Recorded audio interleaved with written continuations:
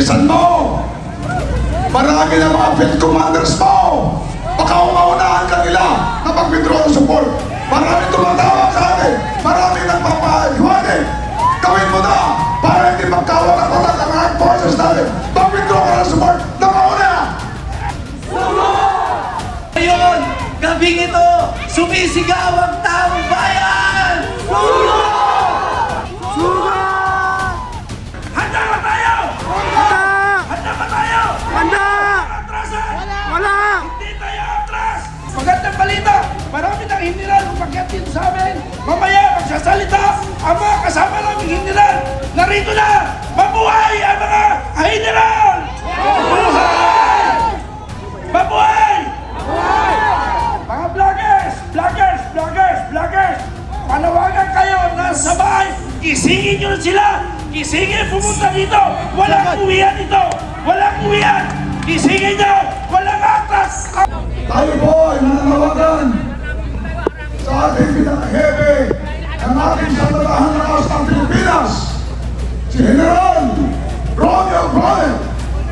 General Bronner, napakaliwanag ang nangyayari ng iyong Commander-in-Chief ay hindi lang magtatakaw, kundi siya ay drug addict. Baka! Kaya kami,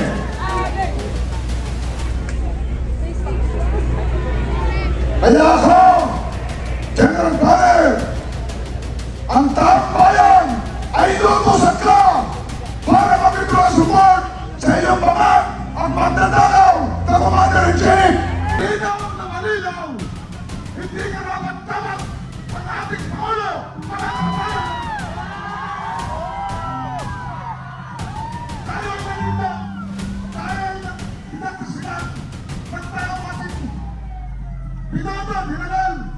Kaya ngayon, mga kababayan, klaro-klaro, pinatawagan ko si General Romeo Bronner, General ng Armed Forces of the Philippines, mag-withdraw ang support sa inyong Commander-in-Chief, hindi sa ating tao,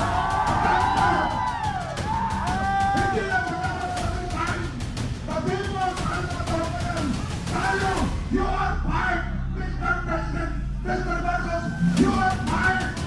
You are fired!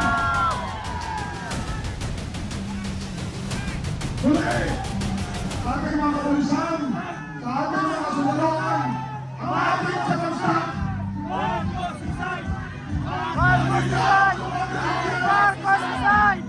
ay hindi lang ang nagtatakaw. Ito ay isang naman, ito ay isang drug addict. Kaya dapat siya ay ating pagkain, malisin, at ikulong. Mga kababayan, mga kasama, atas mo tayo. Hindi pa ho tapos ang pangyayari ngayon. Una sa lahat, pasalamatan natin si Senator Amy Marcos sa kanyang pinagpapit na pananalita. Nananawagan po kami sa lahat ng ating mga kababayan na malapit dito na pumunta, makiisa, makibahagi sa ating pakipaglaban. At yung binanggit ni General Bokis, ang ating pong mga opisyales sa Armed Forces of the Philippines, ang ating pong mga opisyales sa kapulisan, ang ating pong simbahan katoliko, ang ating mga kababayan, wala lang po tayong kulay, dilaw, pink, pula, verde, magkakaisa po tayo, laban po ang sambayanang Pilipino. Attorney Harold Despiso.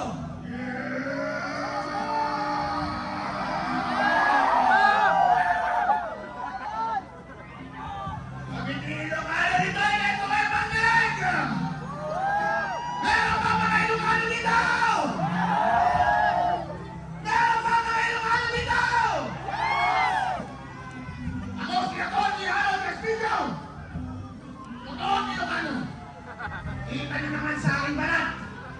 At yung mga Ilocano dyan, nakikita ko kayo kahit padilim. Hindi nga kayo. Yan! Ang sabi nila, meron daw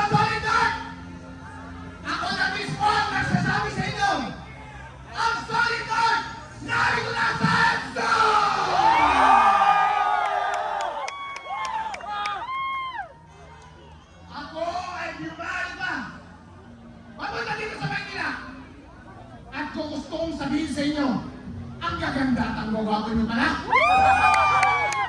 Ang puputi nyo pala. Pero iisa lang ang ating damdamin. Naskam tayong lahat. Naskam pa tayo. BBMs. Noong una ikaw ay nangangampanya. Lagdalag ka namin. Dahil sa wakas, ibabalik mo ang dignidad ng mga Ilocano. Ilang dekada, kami ay nahihiya. Dahil kapag sabihin Ilocano, sino ang marinig mo na politiko na malakas na naging korte? Marcos! At ilang mahabang panahon, kahihiyan ang aming ginadala. Kaya nung ikaw ay bumalik, binigyan mo kami ng pag-asa. Noon yun, nagpulang-pulangan kami kung ano man ang naging pagkukulang ng iyong pamilya. Hindi namin pinansin dahil inisip namin, siguro hindi na gagawin ito. Siguro hindi na naman gagawin yung ginawa ng tatay niya. Medyo magaling magsalita ng muna, hindi ba? Napaka-articulate. Kaya lahat ng mga Ilocano sumama sa kanya. Pero hindi namin nakalain. Sabi nga ni Ivy kanina, nag-transulit pala! Ako, idol! Kaya pala, pagkatapos mong manalo, hindi ka na namin marinig. Yung lakas ng iyong hila, ng lakas ng iyong politika, biglang nawala nung ikaw ay umupo na. Sino ang aming nakikita mo ka? Si Tambalosios! Hindi yan ang sinubukan namin! Lahat ng ginawa nila, lahat ng ginawa nila, puro pagkanakaw! Ang nararamdaman namin, eh di nakakahiya! Ano pa ang ginawa ko sa kapwa mo Ilocano? Ako Ilocano ako. Lahat ng nakikita kong pagkakamali ng iyong gobyerno, linalabas ko sa social media. Ano ang ginawa mo? Kinasuhan mo ako at pinakulong mo ako! Okit ng manong! Okay, nalamin mo na katisan! Ba't ka ganon? Kaya ginagawa yung lahat. Kaya ngayon lumalabas. Pinapagintod nila na hindi kasalanan ni Marcos, ni Bongbong Marcos. Pero bossing, sa sobrang hali mo, hindi mo na nababantayan ng tao mo. Kasalanan mo yan!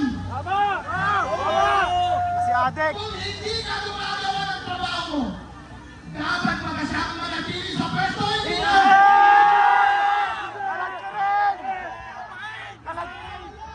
Sa lahat ng mga Pilipino ang maintindihan, lahat ng mga pinakamatatapang ay narito lang. Kahit na sinong Pilipino na nakikita na binabawi na sila ng kanilang liderato, ng kanilang presidente, hindi na sila nilerespeto. Kahit pareho pa kayo ng salita, kahit pareho pa kayo ng maitim. Pero, kung ikaw ay garapalang muna, ayaw ka na namin! Marcos resign! Marcos resign! Marcos resign! Marcos resign! Marcos resign! Marcos resign! Mga kababayan, hirap natin! Ano ang panawagan ni Ivy Marcos? Parihat na!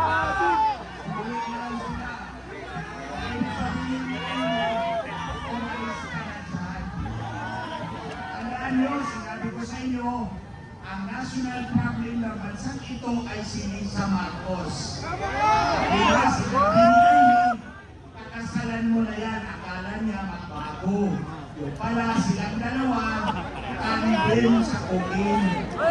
Ngayon, itong 100 billion na in-insert nila sa budget, tinatanong nila, bakit kailangan mag-insert kung pwede mo namang ipasok sa National Expenditure Program? Simple lang ang sagot. Kapag nasa NEP, si Congressman ang tatanggap ng sohol, hindi si Marcos.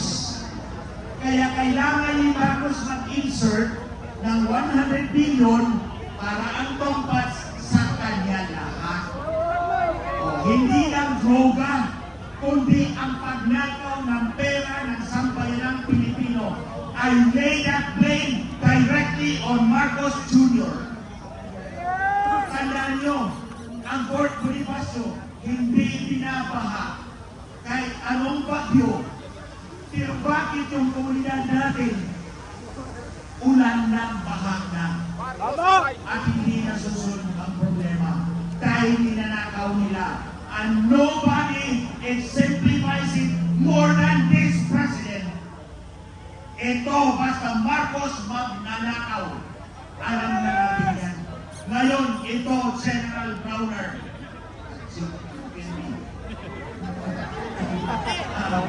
Yung Chief PNP.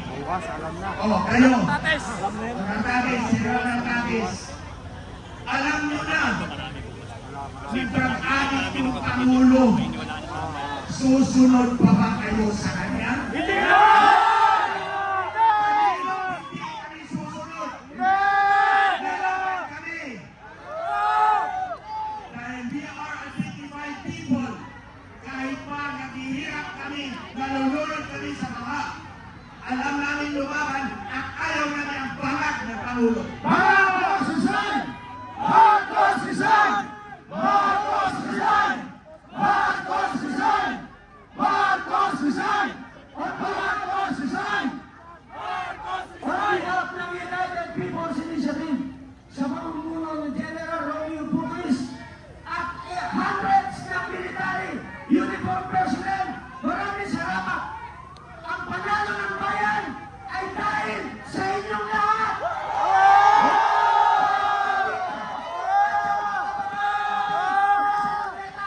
Maraming salamat po sa inyong lahat!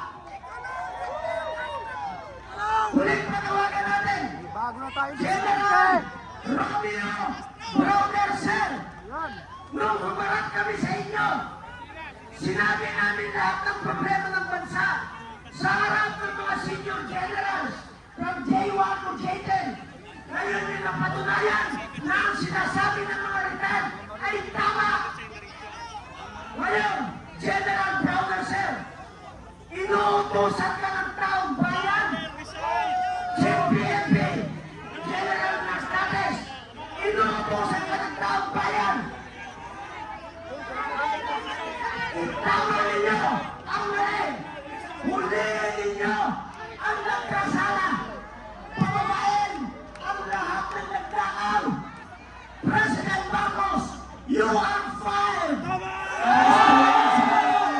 President Marcos, you are fired! You are fired!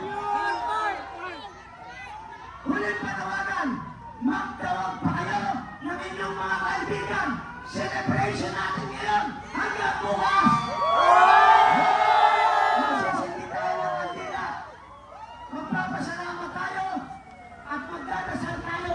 Pasalamat sa ating dakilang lumikha.